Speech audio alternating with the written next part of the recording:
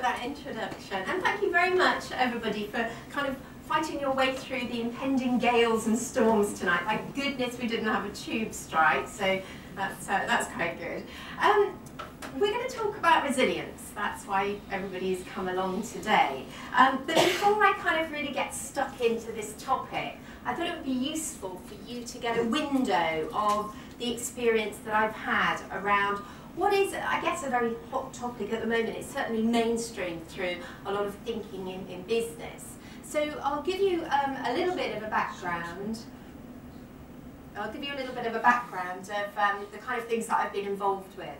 My background essentially is in business psychology, and then I kind of worked my route over to behavioural science because I find people behaviour absolutely fascinating. So I guess there's kind of three roles that I have. First of all, I'm the managing director of an organisation called the Learning Architect.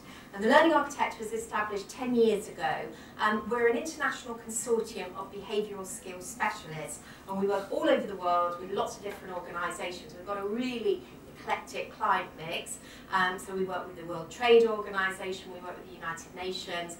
We're just about to launch into a program with Ralph Lauren. We're doing a big program with Sainsbury's. We work with Nissan, we work with Zurich. And at the moment I'm doing a little bit of work with the BBC, so I'm working with the BBC on I Wonder, some of the content for resilience on there.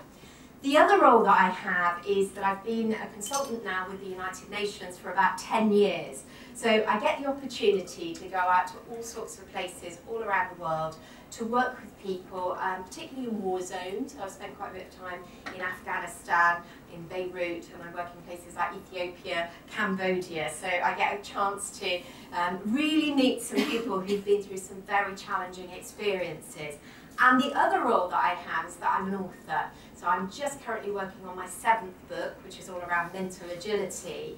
And I currently have a book called Resilience, which I'm delighted to say is dipping in and out of the bestsellers list, which is very exciting, because I made a commitment when I wrote the book that all the proceeds from that book would actually be channeled back into mental health charities, because this is something that I really, really like to support.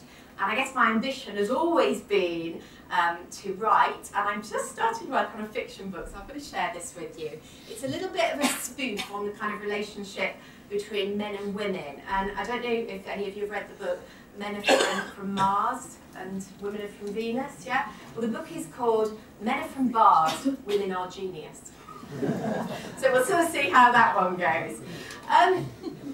I'm going to talk to you a little bit, I guess, around resilience and what I'd like you to do. I mean, I know that perhaps you want to get a window and an insight into something that you can take back to your organisations, but I'll kind of treat tonight as a little bit of time for you, because hopefully at the end of the presentation, we are going to have time for some questionings, and we can do a bit of mixing and mingling afterwards. But it'd be really nice for you to be able to go away from here feeling a bit more resilient, being able to cope with change, feeling a bit more positive, and I guess most of all, taking responsibility for what you're going to do as a result of some of the things that you're going to learn, and making a positive difference, hopefully, to your lives. We're going to cover the 10 strategies that I've covered in my book. Now, I must tell you, when I did the research for this book, I was invited to go and have discussions with lots of people who had had some very challenging experiences. So I interviewed people who had been diagnosed with very serious illnesses. I interviewed people who'd had job losses, relationship breakdowns. I actually interviewed a lady who'd kidnapped a baby. She was very sort of challenged with hormonal issues, and she'd actually abducted a baby from a coffee shop. It was quite an emotional experience. But from those interviews, what I did is I drilled down and I identified 10 core behaviours that really resilient people are equipped with. And I found it really, really interesting. And then last year, in April, I was presented with a gift. And that gift was for me to have a challenge around resilience, because I'd learned all about what different people did when they had to overcome challenging situations. And the experience that presented itself to me was, I was feeling a little bit tired. I'd been to New Zealand. It was my parents' 60th wedding anniversary. We'd had a wonderful celebration. I came back, I was really, really tired. My parents in their 80s have got loads and loads of energy, and I'm thinking, hang on, what's going on here? But I ended up going to the doctor, and very quickly I was actually diagnosed with a very rare heart tumour. I was actually told by the heart surgeon, we don't normally find these. Most of them, we actually find them on autopsies. And I was very quickly whisked into hospital, and this was on May the 8th, and I actually had open heart surgery to remove the tumour. The gift, as I said, that it presented me with was, first of all, I had the opportunity to actually test out the 10 strategies, so I can safely say that they do work. But it really gave me an insight into recovery. And that period of time when I was in hospital, with all the people that I met, with the actual recovery when I came out, was something else that I feel gave me an extra credibility, or extra credentials, if you like, to have a good understanding of what resilience is about. Because it really is a very, very fascinating subject. And I certainly feel that with the world that we live in, we are all challenged. You know, some of us may have just come through difficult situations. Some of you in the room today might be experiencing current situations at the moment, and actually you don't know what's around the corner. You know, I don't mean to be a doom-monger here, but we don't know. Life is pretty unpredictable. So what I'd kind of like you to do is to be quite open-minded over the course of the presentation. Because what I'm going to do is I'm going to lay out for you lots of ideas, lots of thoughts, research, different observations, and what I'd like you to do is to take away what you want to take away from today. Think of it like a giant thought buffet, because there's going to be information that you think, oh, I'm not sure about that, it maybe doesn't apply to me. There may be information that you think, oh, okay, that's new, that's quite interesting. And there may well be information that you think, I know that. Because I can guarantee a lot of this is common sense. It's not rocket science. But it's not what you know, it's what you do with it that counts. That's really, really key. So let's talk about the world that we live in. You might recognise this. This is about living in a VUCA world. This is about a world that is volatile. It's about a world that's uncertain. It's about a world that's complex. And there's a lot of ambiguity, isn't there? Does anybody recognise that? So what we need to do is we need to be able to kind of turn this round, and we need to say, okay, let's take that volatility and let's turn that round and create a vision, a better vision of what we're really looking for. Let's take the uncertainty and cut through that and create some understanding. And let's take some of this complexity and distill it down and make things a little bit clearer. And let's take some of that ambiguity and start to think on our feet and to be a little bit more agile. And what really underpins our ability to be able to take this turbulent world, this VUCA world, and actually turn that round and create a landscape that is a lot more positive, actually is about our ability to be able to be resilient. You know, whatever we go through, having the ability to be able to bounce back. You know, when I discuss resilience with people, they've all got lots of different ideas about what that definition is. So with somebody close to you, you can always turn around, or somebody next to you, I just want you for 2 or 3 minutes to just have a chat and to start to explore, what do you think some of the core behaviours are that you need to equip yourself with to be able to bounce back through some of this volatility? Okay, so if you just want to sort of turn around to the person next to you or the person behind, just have a little chat about that. Okay, can I just draw everybody back in from that discussion? Does anybody want to just kind of shout out a few things that they think resilience is? Any kind of definitions? Any kind of words or definitions? Remaining calm. Remaining calm, yeah, so being quite clear and calm and relaxed as you can in some of these challenging situations. Maintaining perspective. I beg your pardon? Maintaining perspective. Maintaining perspective, absolutely. What else? Stickability, yeah, so being able to sort of persevere and get through. I think it was Winston Churchill, he had a very good phrase. He said, if you're going through hell, keep going. Yeah, it kind of sums it up quite nicely. What else? Anything else? We came up with understanding it, because we all work in different roles. Yeah. We all sort of came up with a different way of having to deal with resilience. Yeah. Or just understanding what people are going through. Yeah, and one size doesn't fit all. You know, there is no single silver bullet solution to resilience. You know, I can share lots of different ideas, but different things will work for different people. Yeah, so it's allowing yourself time to wallow or lie in that fixed position and gain your strength, sending tears you can cry or whatever. And it's Absolutely. And then you've had enough and then you have your plans and here for it. And it's absolutely fine to have your own personal pity party. Yeah. But kind of how long do you want to stay there for, and how many people are going to come along if you invite them? Yeah. So you know, it's about creating some kind of perspective and moving on. There's a lot about movement. Anything else?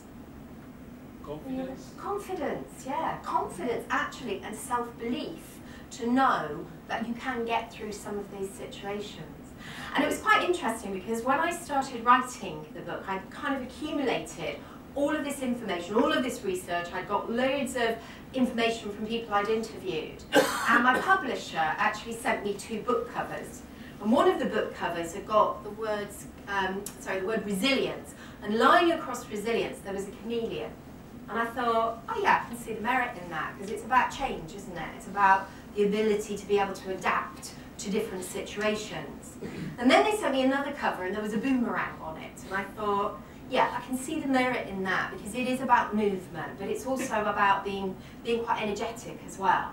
But I hadn't got a clue which book cover to pick. So I sent it to a friend of mine, and he came back immediately and he said, without a shadow of a doubt, you want to go with the boomerang.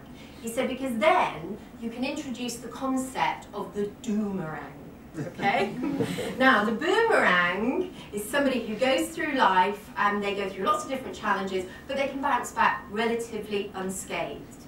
The doomerang, however, is somebody who goes through all of these negative experiences, and what they do is they collect them and they keep unpacking them and they keep reliving them.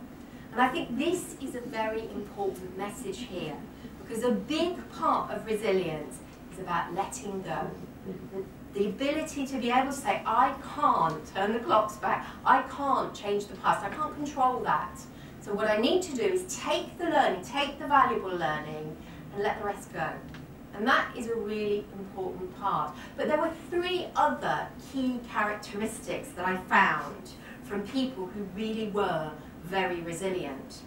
And one of those characteristics was about people who had the ability to take personal responsibility. People who believed that they were accountable for everything that ever happens to them in their lives, because you might not be able to change the situation, but you can 100% choose your response to that situation. Has anybody ever read a book called Man's Search for Meaning by Viktor Frankl? Yeah? A few people in the room have read that. If there is one book in your life that I recommend that you read, it is the most empowering book. The message is phenomenal. It is that book. It's a very, very good message.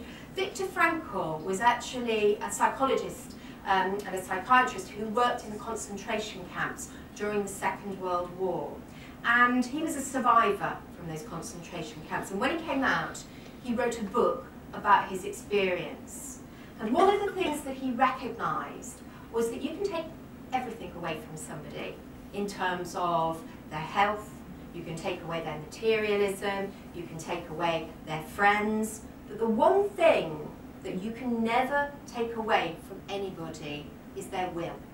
Because we all have that will and we choose how we want to respond to those situations. So taking personal accountability is key. You know, very often, if we're not careful, we can fall into the trap of saying, oh, the world is doing this to me. You are making me feel like that. The organisation is doing this to me again. But actually, when we do that, we completely disempower ourselves. So taking personal responsibility is the #1 core behaviour for really resilient people. The second one is about agility. You know, this really is about being a nimble thinker. There's another wonderful book that I would recommend reading, and it's called Future Shock. And there's a great quote in this by the writer called Alvin Toffler. And it says, the illiterate of the 21st century won't be those who can't read and write. It will be those who have the inability to learn, unlearn, and relearn. Because when you think about the world that we're living in, it's all change. You know, what we learn and what we knew yesterday with all the latest new research very often can be very different. So we've got to have the ability to cultivate a growth mindset. We've got to have the ability to open our minds and to learn new things, learn new tricks. Because now we know through a lot of brain research that we can create neural pathways until the day that we die. Yeah? Gone are the days where we used to say, shh, give me the boy till he's 7 and I'll show you the man. You know, one of the old Jesuit discussions. It's very much about we have the ability to be able to change. And the third is about our attitude. You know, having a positive mindset. And it's something I certainly witnessed when I was interviewing, but also when I was in recovery, looking at people who really came through a lot of physical and emotional challenges were people who had a very focused and positive mindset. So just with the person next to you, score yourself out of 10 in terms of your own personal positivity. What do you reckon? Okay,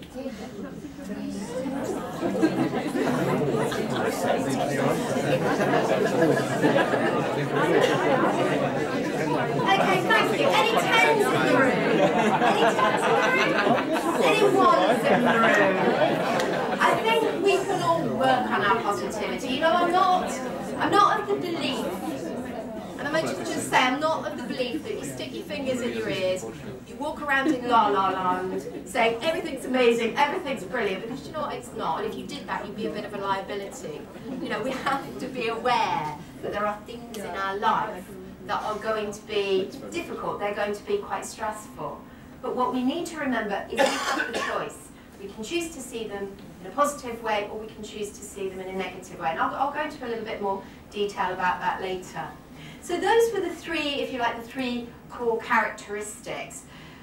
But from the research, I actually distilled that down and created a framework, a behavioural skills framework. And what I'm going to do in the next sort of 20 minutes is I'm going to share with you the 10 different strategies. And then we can have some questions and answers, give you a bit more information.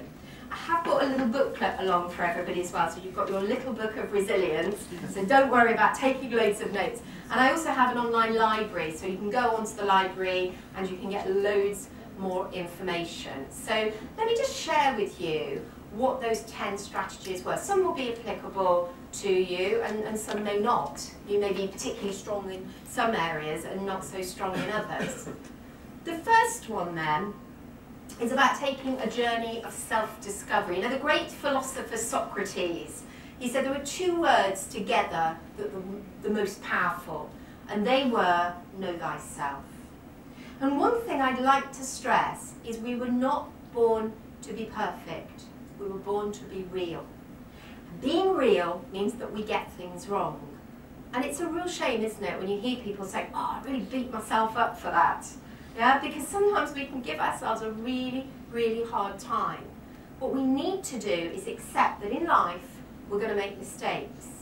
You know, think about the most interesting, and if you like, the most rewarding experience that you've ever had, that you've learnt something.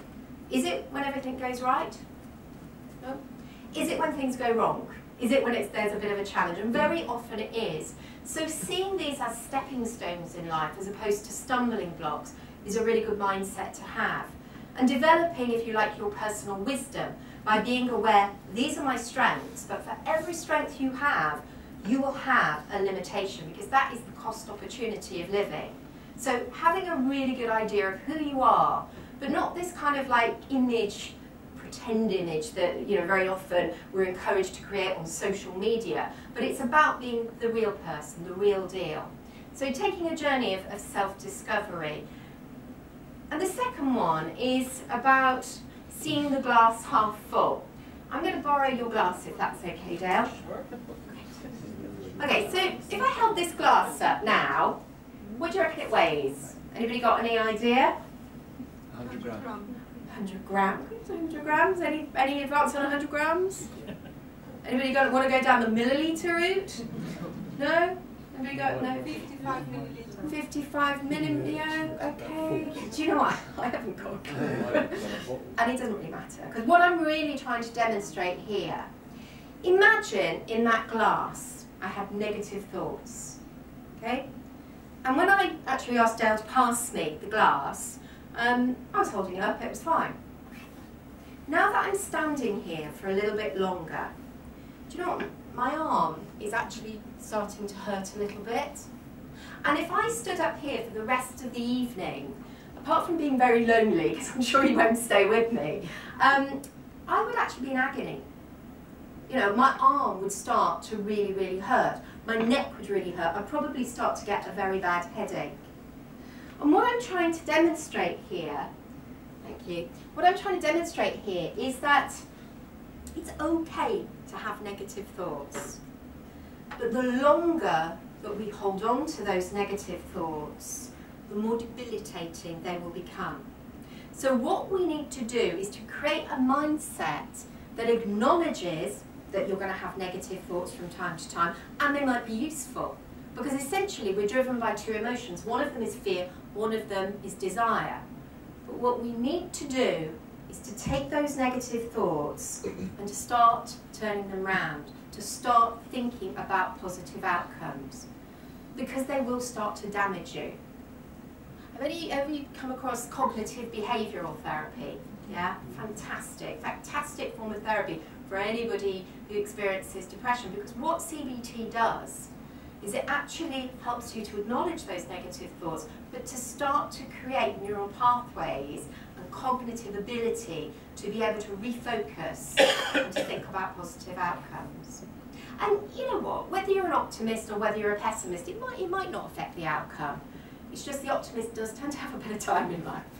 And I remember seeing a poster once with a glass, the glass half full, the glass half empty, you know, whatever the debate is. And there was a letter next to it and it said, "Dear optimist, pessimist and realist, while you were debating whether the glass was half full or half empty, I drank it. Kind regards, the opportunist."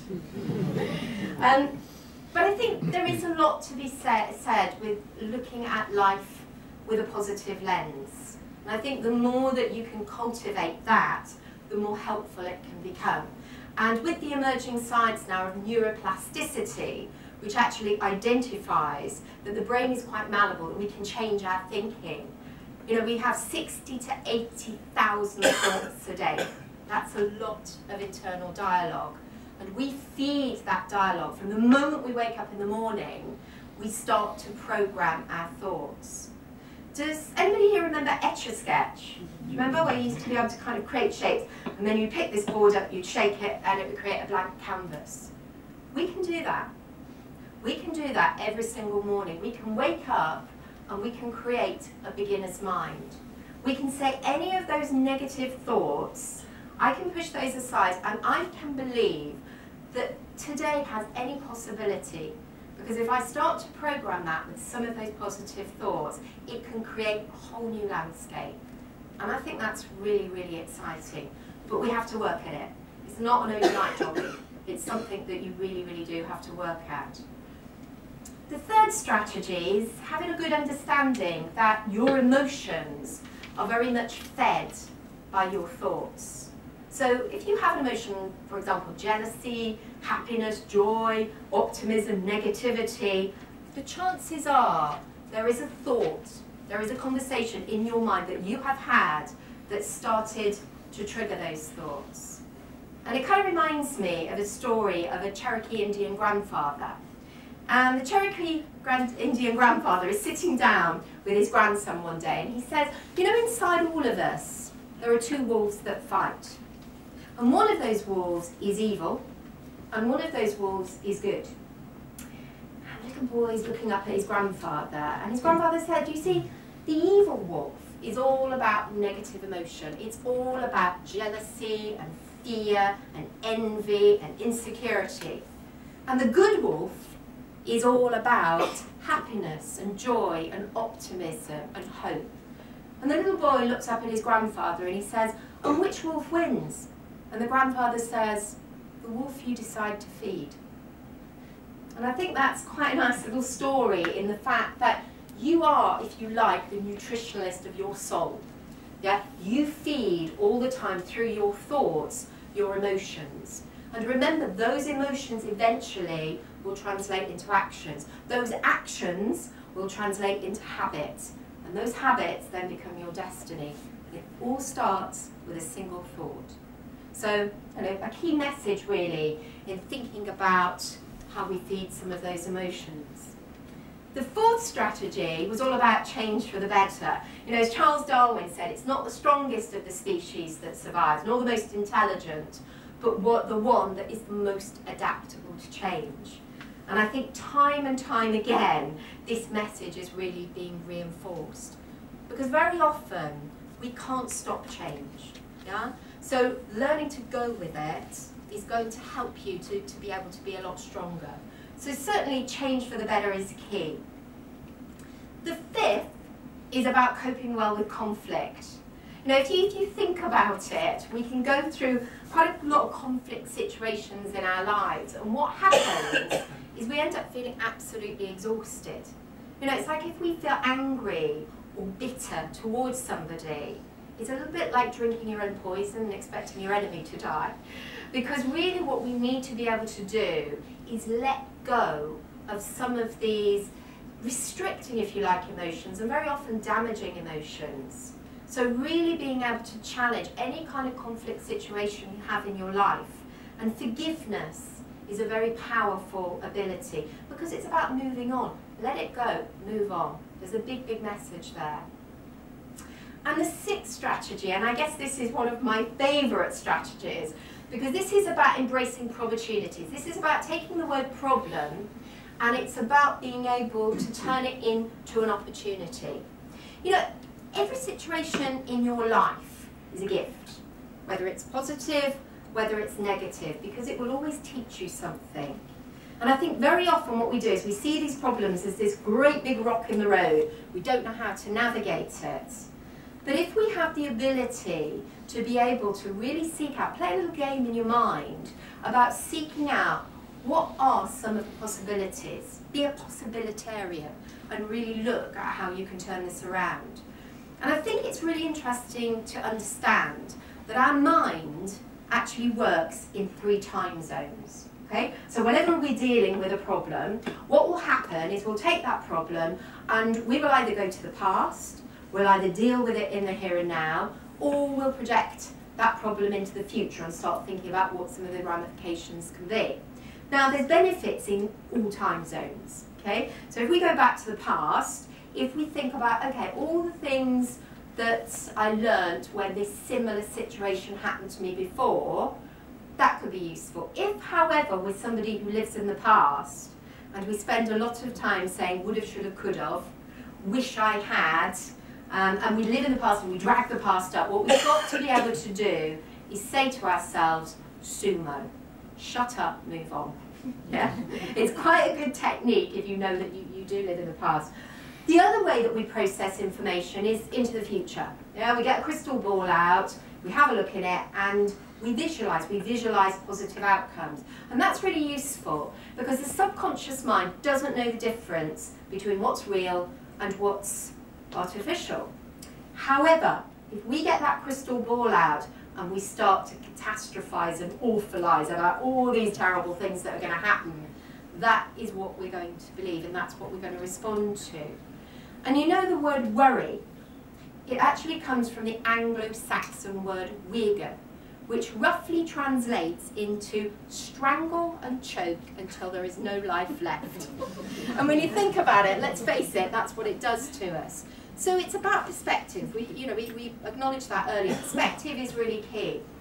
And the other way that we actually process information or problematic situations is in the here and now. Has anybody come across mindfulness?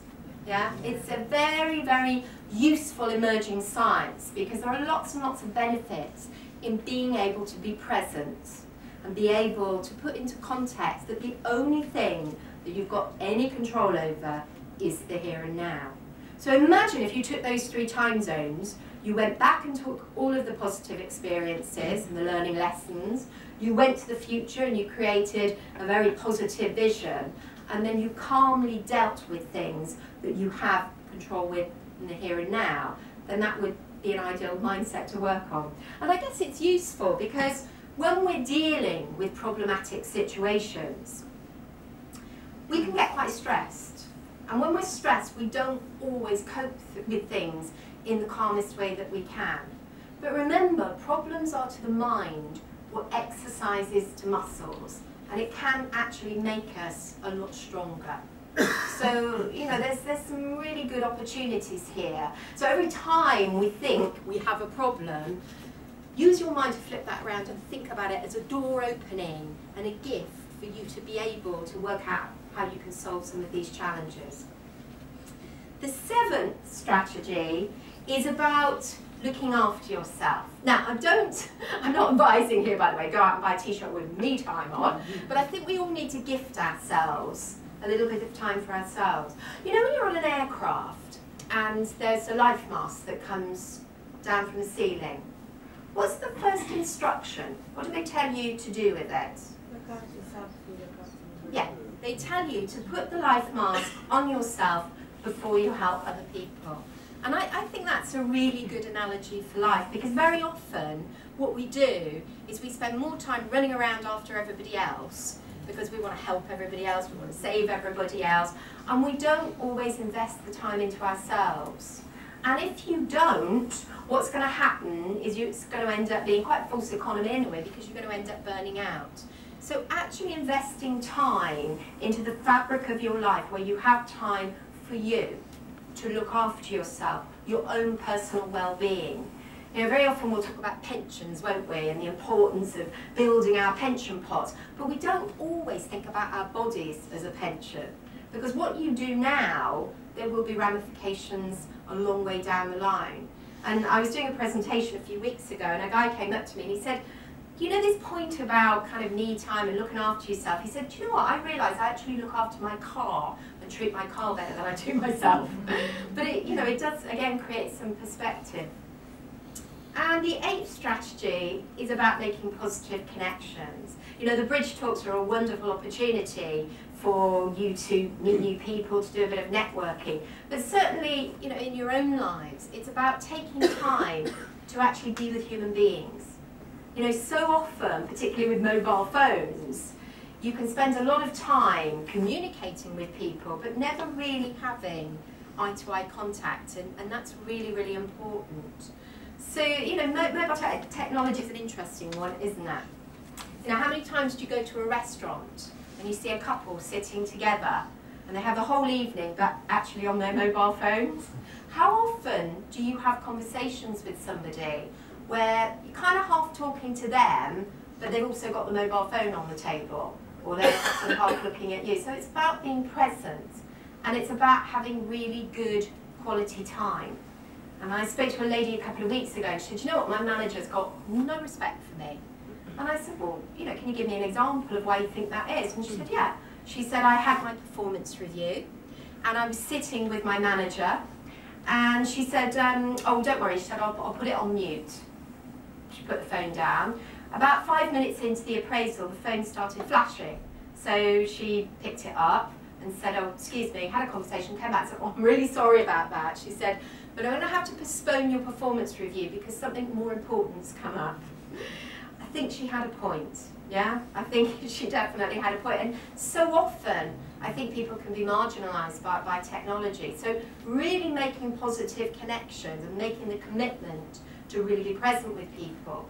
Because when the chips are down and when we need a little bit of resilience, we actually need each other. We need to have that support. And I don't know if anybody ever saw this, but on Facebook there was a very interesting letter that went round, and it was from a girl, and she said, whenever I go around in the car with my boyfriend, he's always waving at people. And so one day I said to him, why do you keep waving at people? And he said, well, I saw this documentary, and it was about people who tried to take their own lives. And actually, when they interviewed them, they said, what one thing might have stopped you from doing that?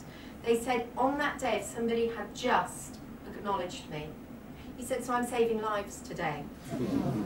But I thought, you know, that was really quite sweet, because you don't know what's going on in somebody else's world. You know, very often when people aren't very nice to you, it's nothing to do with you, it's because they're not very happy. And I think if we can reach out with the hand of human kindness, it's really, really powerful. There is so much scientific evidence now that says that you can create a lot of happiness in yourself. You can trigger endorphins and lots of the kind of happy hormones by giving, by actually giving and doing things to other people. And the 9th strategy is about keeping going, because it is about that really. You know, when you're going through tough times, and it can be really challenging, sometimes you've got to keep really, really focused. And I'm going to give you a present. I hope you find this kind of like useful to take away from here. I'm going to tell you a story. A few years ago, I started writing a book called Thank You, and the book was about the science of happiness and gratitude. And it was all about how creating a mindset that is appreciative can actually trigger neural pathways that will actually help you to be 25% happier. This research was done by a professor called Robert Emmons in America. And I found this really, really fascinating. And I went out to Afghanistan to do some work with the Office on Drugs and Crime for the United Nations. And Kabul's a very challenging place, but it's also incredibly claustrophobic. You know, we were in curfew, we couldn't go out. So in the evenings, you spend a lot of time sitting around chatting to people. And believe you me, these people have got some fascinating stories. And I was discussing one evening with one of the mullahs about the research in the book. This is one of the religious leaders. And I said to him, you know, coming out to Kabul, coming and being in Afghanistan, I realised actually how fortunate we are in Western society. You know, we have all of these things. We have the wonderful NHS, you know, lots and lots of benefits, really. And I said, and, you know, when you come somewhere like this, it really creates a lot of perspective. And he said to me, you know something, in life, you always have something to be grateful for, no matter what your circumstances are. Because as long as you've got something to do, that is really important, a sense of purpose. As long as you've got something to love, and we can all find something to love, and as long as you've got hope, hope is really, really critical. He said, so there you go, you've always got things to be grateful for. And as I was doing a little bit more research, I found out that if you take a tangible object and mindfully spend time every single day for 28 days, you can start to reconfigure some of those neural pathways. And it's a mindful practice of thinking about the things that you're really grateful for. So I decided to introduce in some of my presentations vitamin G. And vitamin G is vitamin gratitude.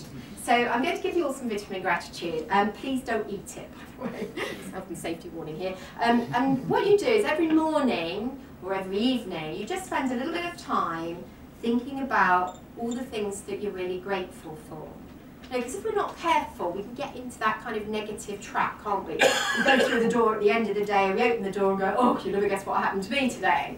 You know, and your children are listening to you thinking, oh, they're talking about work, and we're all growing up to go to work, and it's quite a negative thing. So actually being able to say, what were the best things that happened to you, is a really positive thing to be able to do. So the first presentation I did when I came back from Afghanistan was to a team of sales directors. And right, brave it. I know that people are going to have, you know, different views on this. And I had a couple of guys sitting right in front of me in a room not dissimilar to this. And as I was talking about vitamin gratitude as being a really important part of resilience, an important part of recovery, you know, focusing on the things that we're grateful for to get us through the tough times, he kind of nudged his friend next to him and he went, what a load of, and it begins with a B, ends in an S, and, you know, I won't use that language there. And I thought, well, Anybody knows me, it's fine. okay, you know, it's not everybody's cup of tea, is it? You know, as I mentioned before, different things work for different people. Anyway, about 2 weeks later, he rang me up, and he said, oh, it's so-and-so, so-and-so here, you probably don't remember me. And I thought, yeah, I do, I do remember you. And he said, you know, I actually really enjoyed a lot of the concepts you talked about. He said, but when you came to vitamin G, vitamin gratitude, he said, I thought it was a bit new age. He said, but I'm going to share a story with you that I think you're going to find useful. He said, because when I got home, my wife opened the door and she said, I've got 2 bits of bad news for you. She said, first bit of bad news, she'd actually borrowed his car, they swapped cars, and as she was reversing out of the driveway, she'd scratched all the paint along the car. Oh, come on, it's easily done, isn't it? And he was not happy at all. So she said, no, that's not the worst bit of news. She said, we've just had our son's school report, and apparently he's got a really bad attitude. I can't think where he got it from. And she said, so, you know, he was furious. He kind of said, he stomped upstairs saying, I go and work all these hours to give you money for all these luxuries and look what you do. Anyway, he got upstairs and he was sorting himself out and he came across his gratitude stone. And in that moment, he asked himself, what have I got to be grateful for? And caught himself because he stopped and thought, I've got a lot to be grateful for. My wife wasn't hurt, the car was scratched, big deal. And you know what, my son's got a bad attitude, but apparently his nephew had just been arrested for drugs. Interesting family, but he said it wasn't as bad, and it started to create perspective. And he said, I'm telling you this, he said, because I now have my vitamin G on my desk, and I've called him Rocky. So there you go, you're all going to get your own Rocky to take away. And this technique, I've been using this for quite a while now, and I go back to organisations and people kind of share with me some of the things that they're really grateful for in their lives. And you know, it's a wonderful thing and a real generosity for people to share those. And I was up in Leeds a few weeks ago, and this guy came running up to me and he said, oh, Liggy, he said, I was fiddling around in my pocket this morning and I thought about you. Got out his gratitude stone. So, just for literally 2 minutes, again with the person next to you, what are you grateful for in your life? You know, what keeps you going? What are you grateful for? What are you grateful for? What do you appreciate in your life?